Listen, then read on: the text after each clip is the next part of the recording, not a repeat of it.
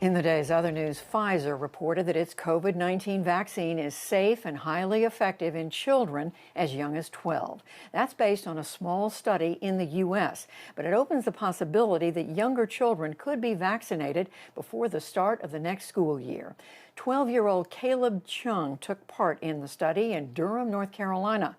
His father joined him for an interview. There's not much I can really do to fight back against the virus, so probably participating in this trial and potentially helping other kids to feel safe and want to get the vaccine in the future when it becomes publicly available was really some way that I could actually help out. Also today, the CDC reported COVID was the third leading cause of death in the U.S. last year, behind heart disease and cancer. The overall death rate rose nearly 16% from a year earlier. And in Wisconsin, the state Supreme Court struck down a mask mandate today. It ruled that Democratic Governor Tony Evers overstepped his authority. The global COVID death toll has now passed 2.8 million people. That word comes as a wave of new infections is sweeping Europe. The president of France, Emmanuel Macron, announced tonight that schools and child care centers there will be closed for 3 weeks. He also banned domestic travel for a month. For the first time, a Minneapolis jury today saw police body camera video in the trial of Derek Chauvin, the former officer accused of murdering George Floyd. The video may be disturbing to some viewers. It showed officers struggling with Floyd before Chauvin pressed his neck down and Floyd finally went limp. Later, from inside his cruiser, the officer is heard defending his actions to an angry bystander. That's one person's opinion. But no, I gotta get him. We gotta control this guy because he's a sizable guy. Yeah, and I gotta get in the car. Looks like he's probably on something. Also testifying today, the grocery store cashier who had taken a fake $20 bill from Floyd, prompting the call to police. As defense lawyers watched, prosecutors asked Christopher Martin about his reaction when he saw Chauvin kneeling on Floyd. What was going through your mind during that time period? Disbelief and guilt. Okay. Why guilt? If I would have just not taken the bill, this could have been avoided.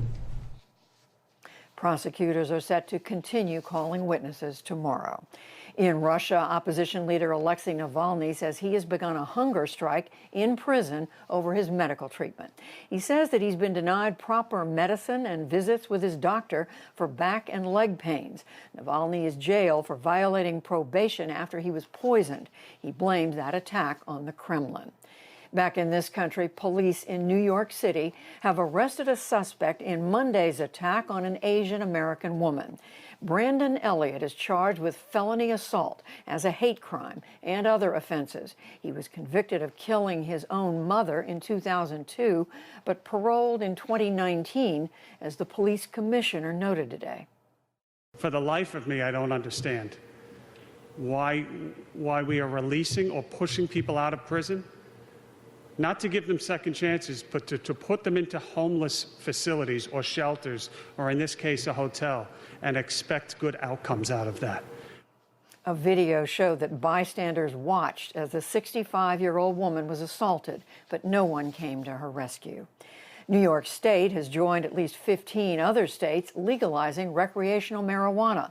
The legislature passed the measure on Tuesday, and Governor Andrew Cuomo signed it into law today.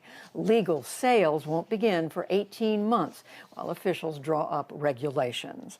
And on Wall Street, blue chips slipped, but the rest of the market gained. The Dow Jones Industrial Average lost 85 points to close at 32,981. The Nasdaq rose 201 points, and the S&P 500 added 14. Still to come on the NewsHour, the U.S. Supreme Court hears arguments on whether college athletes should be compensated. Senator Tammy Duckworth weighs in on the recent attacks against Asian Americans.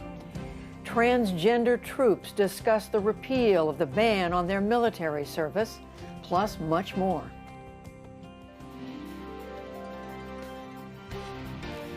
This is the PBS NewsHour. from WETA Studios in Washington and in the West from the Walter Cronkite School of Journalism at Arizona State University.